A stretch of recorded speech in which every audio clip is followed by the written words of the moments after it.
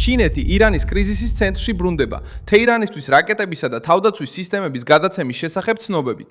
ამ ორშაბათს 2026 წლის 11 მაისს. ეჩვი ჩნდება მას შემდეგ, რაც შეერთებულმა შტატებმა სანქციები დააწესა ჩინურ კომპანიებზე, რომლებიც ირანის სამხედრო სექტორის მხარდაჭერაში დაადანაშაულა, ასევე თეირანის მიერ იარარის შეძენის შესახებ გაფრთხილებების ფონზე. და პირდაპირი დაპირისპირების ფონზე ვაშინგტონსა და პეკინს შორის, დონალდ ტრამპსა და სი ძინპინს შორის შეხვედრამდე. ბრალდება მარტივია და სერიოზული.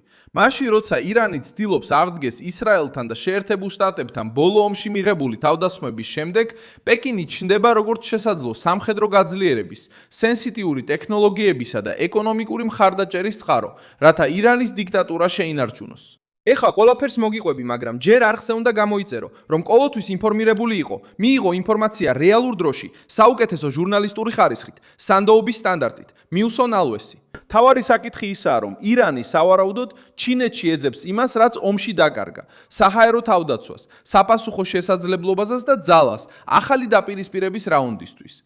საგარეო წყაროების ცნობით, ჩინური თავდაცვის სისტემები ირანში ჩავიდა ისრაელთან ცეცხლის შეწყვეტის შემდეგ, ირანული ნავთობის სანაცვლოდ. ჩინეთის საელჩომ ისრაელში უარყო გადაცემა. საფრთხე იმაშია, რაც შემდეგ მოხდება. თუ ირანი მართლაც იღებს რაკეტებს ან თავდაცვის სისტემებს, შედეგი მხოლოდ ის არ არის, რომ ყუთი ირანში ჩადის. შედეგი ის არის, რომ ირანის რეჟიმი უფრო გაბედული ხდება წინააღმდეგობის გასაწევად. უარყოფს დათმობებს, უარყოფს ამერიკულ ზეწოლას და ამზადებს ნიადაგს, რომ ახალ ეტაპზე დაუპირისპირდეს ისრაელსა და შეერთებულ შტატებს. ეს ნაბიჯი ხდება იმიტომ, რომ ირანი ომიდან გამოვიდა თავისი სამხედრო სტრუქტურის მნიშვნელოვანი ნაწილების დაზიანებით. ისრაელმა სცადა საჰაერო უპირატესობის მოპოვება ირანის ტერიტორიის მნიშვნელოვან ზონებზე. ამასობაში შეერთებულმა შტატებმა გაზარდა ზეწოლა ბირთვულ პროგრამაზე და თეირანის სამხედრო შესყიდვების გარექსელებზე. ამ სივრცეში ჩნდება ჩინეთი. პეკინს არ სჭირდება ირანისთვის სრული მხარდაჭერის გამოცხადება. საკმარისია ნავთობის ვაჭრობის, ორმაგი დანიშნულების ტექნოლოგიების, კომპონენტებისა და საჭიროების შემთხვევაში თავდაცვითი მხარდაჭერის დაშვება, რათა რეჟიმს სიცოცხლე გაუხანგრძლივდეს. ჩინეთი ჩუმად მოქმედებს, მაგრამ ეფექტი ღრმაა. ვაშინგტონმა ეს შეამჩნია და სანქციებით უპასუხა. შეერთებული შტატების ხაზინის დეპარტამენტმა სამიზნე დაიღო კომპანიები და პირები, რომლებიც ბრალდებულნი არიან ირანისთვის სამხედრო სექტორთან დაკავშირებული მასალების შეძენაში დახმარებაში. როიტერსმაც გაავრცელა ინფორმაცია, რომ ტრამპის პეკინში ვიზიტამდე რამდენიმე დღით ადრე შეერთებულმა შტატებმა სანქციები დაუწესა ჩინეთსა და ჰონგ-კონგში მდებარე კომპანიებს, რომლებიც ბრალდებულნი არიან ირანის მცდელობების ხელშეწყობაში, შეიძინონ იარაღი და ბალისტიკური რაკეტებისთვის საჭირო მასალები. პეკინმა პასუხად ვაშინგტონი ბოროტად გამოყენებაში დაადანაშაულა და პირობა დადო, რომ თავის კომპანიებს დაიცავს. ისინი კულისებში მოქმედებდნენ.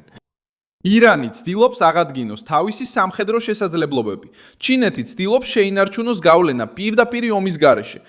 და შეერთებული შტატები ცდილობს გაწყვიტოს ეს ქსელი, სანამ ის გახდება ღია ხიდი შეიარაღებისთვის. ტრამპი ცდილობს არ მისცეს ჩინეთს საშუალება ირანის ომი გამოიყენოს როგორც კიდევ ერთი გამოცდა შეერთებული შტატების ძალისთვის. ტრამპი ცდილობს ხელი შეუშალოს ჩინეთს, რომელსაც ასევე აქვს აშკარა ეკონომიკური ინტერესი. ის ირანული ნავთობის ერთ-ერთი მთავარი მყიდველია და როიტერსის მიხედვით, ირანიდან გატანილი ნავთობის 80%-ზე მეტი ჩინეთში მიდის. ეს ნავთობი უზრუნველყოფს თეირანის ფინანსურ მხარდაჭერას, ეხმარება სანქციების გვერდისავლით და ინარჩუნებს დამოკიდებულების არხს ორ რეჟიმს შორის. ირანსა და ჩინეთს შორის რაკეტების შესახებ მოლაპარაკებებსაც უკვე ადრეც აკვირდებოდნენ.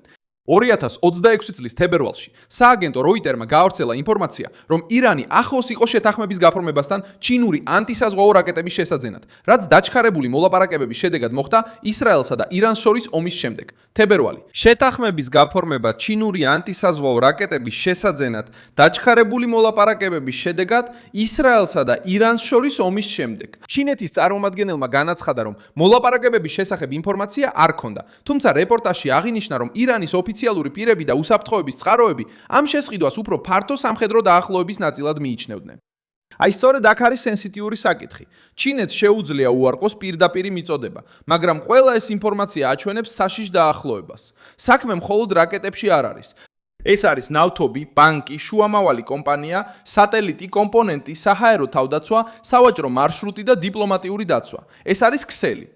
და როდესაც ასეთი ქსელი ყალიბდება ირანის გარშემო, აიათოლების რეჟიმი დროს იგებს რომ გადარჩეს და კვლავ ზეწოლა მოახდინოს რეგიონზე. შემდეგი ნაბიჯი, სავარაუდოდ, კიდევ უფრო დიდი ზეწოლაა შეერთებული შტატების მხრიდან პეკინზე. ტრამპი სი ძინპინთან შეხვედრაზე მიდის, სადაც ირანი მთავარი თემა იქნება.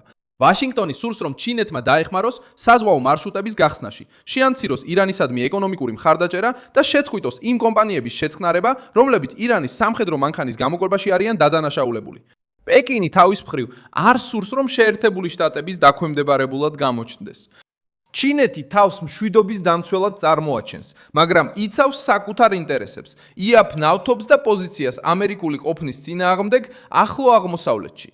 ისრაელი ყველაფერს ხურადღებით აკვირდება, რადგან ესმის, რომ ირანის თავდაცვების აღდგენა შეიძლება შეცვალოს შემდეგი ოპერაციის გათვლა.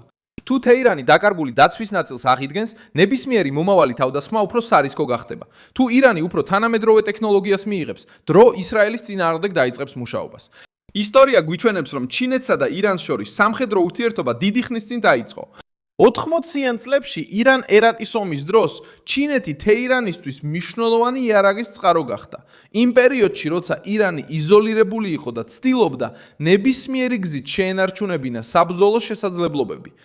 სტრატეგიული კვლევები ჩინეთ-ირანის ურთიერთობაზე მიუთითებს, რომ პეკინმა იმ პერიოდში ირანის რეჟიმს მიაწოდა როგორც კონვენციური იარაღი, ასევე სამხედრო ტექნოლოგია, მათ შორის რაკეტები, რომლებმაც სპარსეთის ყურეში დაძაბულობა გაზარდეს.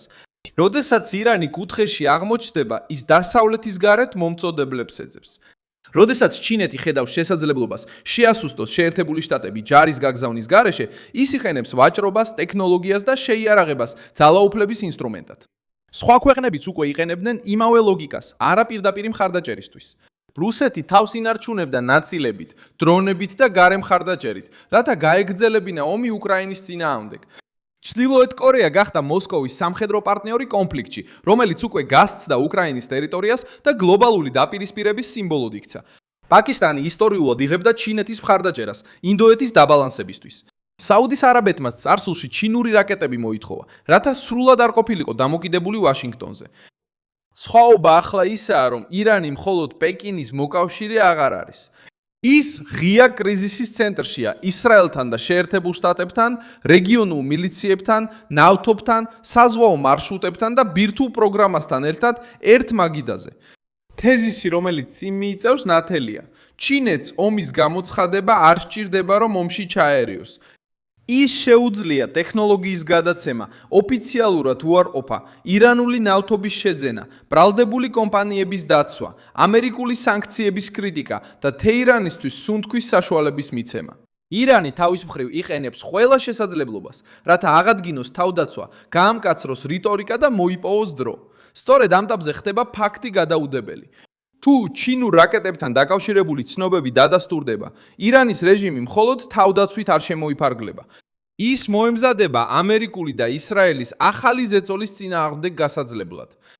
ეხლა პასუხი უნდა იყოს სამი მიმართულებით. უფრო მკაცრი სანქციები შუამავლურ კომპანიებზე, ნავთობის მარშრუტებზე ზედამხედველობა და პირდაპირი ზეწოლა დონალდ ტრამპის მხრიდან სი ძინპინზე. ვაშინგტონი იცის, რომ მხოლოდ თეირანის წინააღმდეგ შეტევა საკმარისი არ არის, თუ ეკონომიკური და ტექნოლოგიური ზურგი პეკინშია. ისრაელი იცის, რომ ირანული ობიექტების ერთხელ განადგურება საფრთხეს არ ასრულებს, თუ რეჟიმი ახერხებს თავისი დაცვის ფენების არდგენას.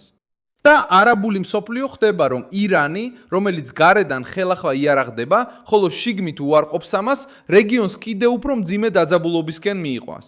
ჩინეთი უარყოფს. ირანი არ აღიარებს, მაგრამ სანქციები, ანგარიშები და დიპლომატიური აქტიურობა აჩვენებს, რომ კრიზისი უკვე უბრალო ეჭვის ფარგლებს გასცდა.